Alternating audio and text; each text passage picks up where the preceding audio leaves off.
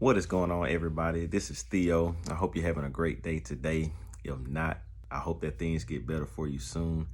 I just want to come on here really quickly and share with you all my story, my credit journey story.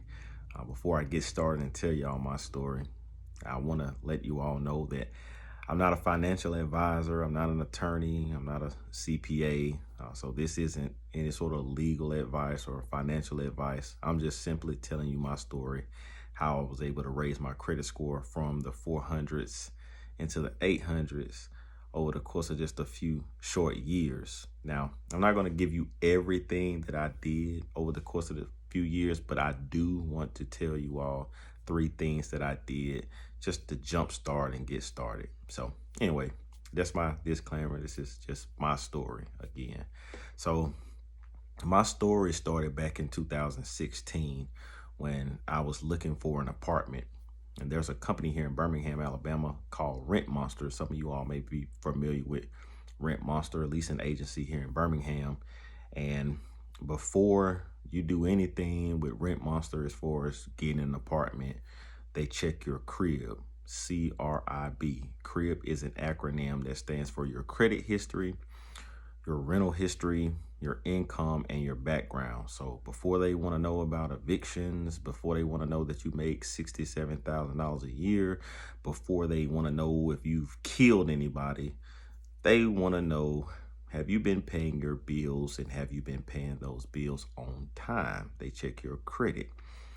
So at the time, I didn't know anything about credit. I didn't know what my score was. I didn't grow up in a household that talked about finances or talked about credit or the importance thereof. So I told a young lady that I did not know my credit score at the time. I had no idea where to even look for that, where to start. So she told me to download the Credit Karma app. I know a lot of people have negative things to say about Credit Karma. We'll talk about that later. But I downloaded the Credit Karma app and I looked at my credit score and it was terrible.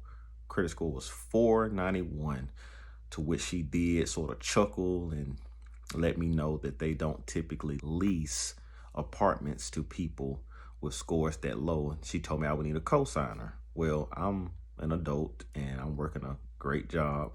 I have my own car. So now this is, to me, my last step to independence is getting my own place.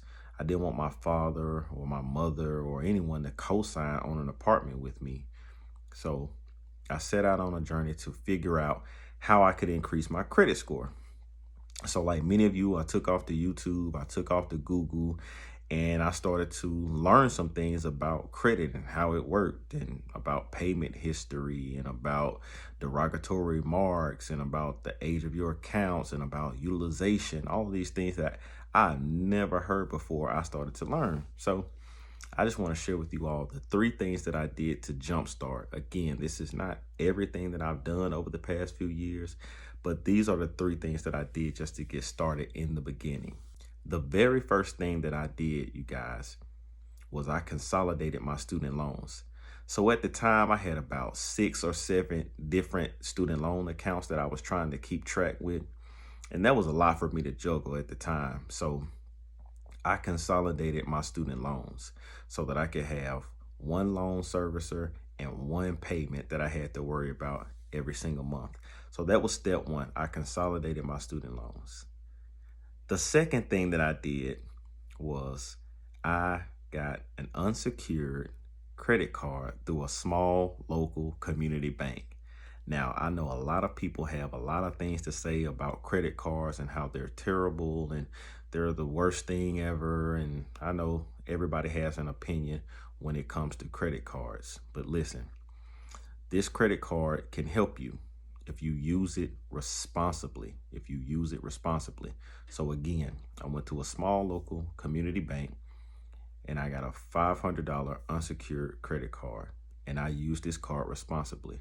I put gas in my car, I bought lunch on it, and I paid that card off. And I did that repeatedly over the next few months after receiving the card. I didn't go buy a brand new outfit. I didn't go buy a brand new pair of shoes. I didn't go blow it at the mall or at the club or anything like that. I used the card responsibly, making small purchases here and there, and then just paying the card off. So listen, here's my suggestion for you all who may be looking to build your credit history, you don't have any credit you're trying to build, go to a small local community bank, go to a credit union, and see if you can't get an unsecured credit card with them. If you can't get an unsecured, see if you can't get a secure card with them and use that card. Here's what I suggest. So on that $500 limit card, you never, ever want to use more than 30% of your available credit. So if your card has a $500 limit on it, in your mind internally, you have a $150 limit. That's it. You're not going to touch that. You're going to stay below that $150. So here's just a suggestion that I have for you guys. Again, this is just my story. This is what I did.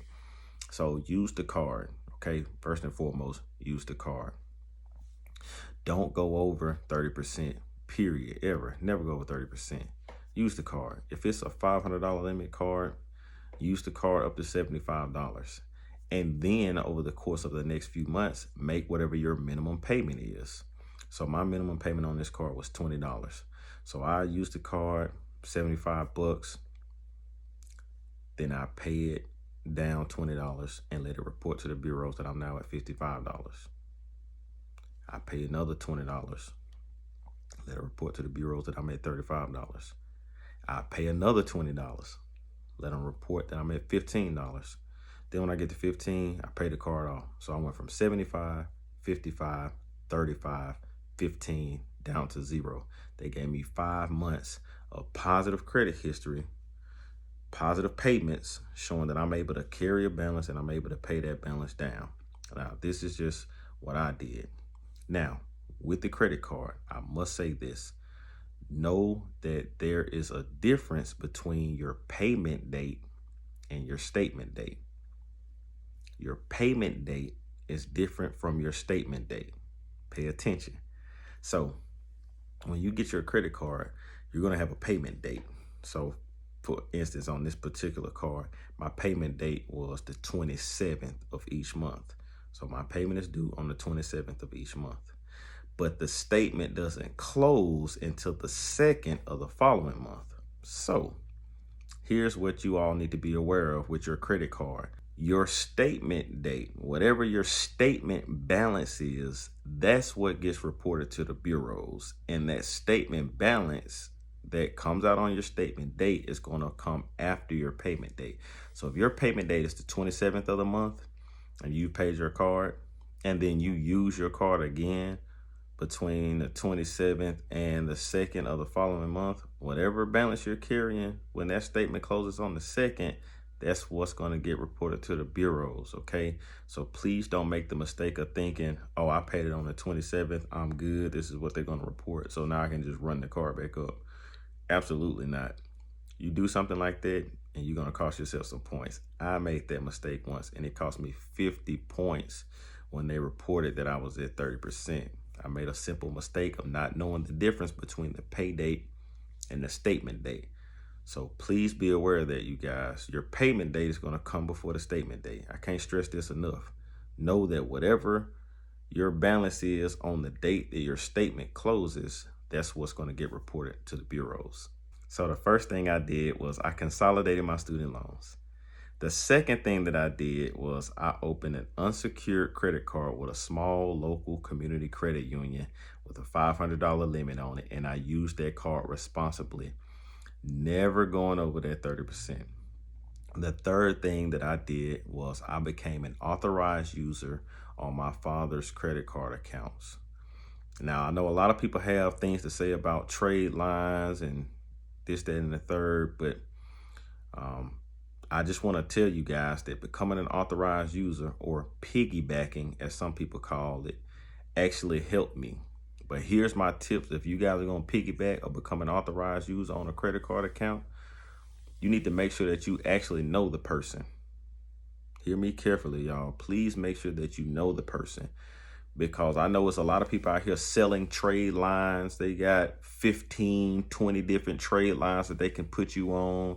$50,000 limit card that's been open for 15 years, perfect payment history. Yeah. I know that there are people out here who are selling these products, but listen, You want to make sure that you actually know the person that's on the other end of this thing, man. Please make sure that it's somebody that you know. Make sure that it's somebody that you trust. Make sure that that person is responsible. Make sure that that person is reliable, and make sure that that person is reputable, that they have a good reputation. Okay. You also want to make sure that the person that you're whose account that you're getting on, that they have some knowledge about credit. They need to know that they don't need to go over that 30% utilization. They need to know the difference between the payment date and the statement date. So whoever's card you're getting added to, this person needs to have some knowledge as it relates to how credit cards work. And they need to know and understand that what they do will impact you. But what you do with your own accounts won't impact them. People get a little nervous, or they start questioning when you want to get added to their accounts, like, okay, now how is this going to affect me? But know that you don't have to have a card to be an authorized user on someone else's account. And what they do will impact you, but what you do as an authorized user won't impact them, because your accounts won't be reported on their credit report. So they need to know and understand that. So here are 3 things that you need to be aware of, and you need to look into and check before you get added to a person's credit card. The very first thing you need to check is that person's payment history. You want to make sure that this person has never missed a payment on this credit card, because your payment history makes up 35% of your score. So your payment history is a big deal. Make sure that this person has never missed a payment. The second thing you want to check is that person's utilization. You want to make sure that this person is not using 30% or more of their available credit. If they have a $5,000 limit on their card and they're using $4,500 of that, they're at 90%, and you don't want to get added to this card, because that's not going to help you. Make sure that this person is under 30%. Really, you want this person to be below 10% for optimization. But most definitely, if this person is at 30% or more, don't mess with it. Don't mess with it. It's not going to help you. So that payment history makes up 35%. That utilization makes up 30%. The last thing you want to check is the age of the account, because the age of the account is going to make up 15% of your score. So you're looking at 35% payment history, 30% on the utilization, 15% on the age of the account. That's 80% right there. That's a big chunk of your credit profile. So you want to check the age of the account and see how old it is. If you're someone that's just starting out and you're trying to add some age to your accounts or add some age to your credit profile, if this person's card has only been open 2 months, that's not really going to help you. Now, if you're someone like myself who has, a pretty lengthy history now, and you've been added on several accounts, and now you're just looking to increase your available credit, if there's someone that you know that's responsible, that's reputable and reliable, and they have a $25,000, $30,000, $50,000 limit card that they just opened, that's only a month or 2 old, like, that may help you out if you're looking to decrease your personal utilization or anything like that. But if this person's card is only 2 months old and you have no credit history, that's not really going to help you out. So those are the 3 things you need to be looking for before you consider becoming an authorized user. Check that person's payment history. Make sure that they never, ever missed a payment. Check their utilization. Make sure that they're not over 30%. Make sure that they're not even close to 30%. This person is at 26%. They're really close. And if something were to come up and they needed to use that card, and they're going to do that sometimes when they absolutely have to, they use that card, they're over 30%, that's going to negatively impact you. So make sure that the person whose card you're getting added to for optimization, you want them 0 to 9%. If they're around 15 or less, that'll work too. Just make sure that they're not really close to that 30% utilization. Because again, utilization cost me 50 points once upon a time. So check that payment history, check that utilization, check the age, because these 3 factors make up 80% of your credit score. So these are the three things that I did. I consolidated my student loans. I opened up an unsecured $500 limit card with a local small community bank. And I was added as an authorized user on my dad's oldest credit card accounts. These are just the three things that I did to start with. Again, since that time, I've done a number of things. I've had auto loans. I have a mortgage now. I have several lines of credit, several more personal credit cards, a lot of different things that I've been able to open, but these were the things that I did to get started back in 2016. So I just wanted to come on here really quick and share those three things with you all. If you all have any questions, if you like more credit tips or anything like that, just leave a comment down below. Like this video, share this video. If you found something here that you think might be able to help somebody else out, please share it.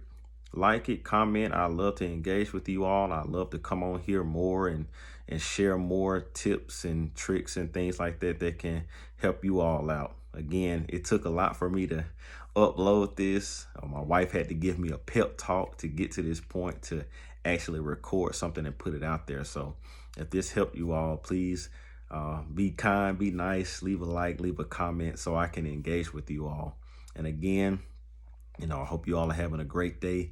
If not, I hope it gets better soon, and I'll talk to you soon. Before I get out of here, last tip for you guys: make your payments, be patient, and trust the process. Peace.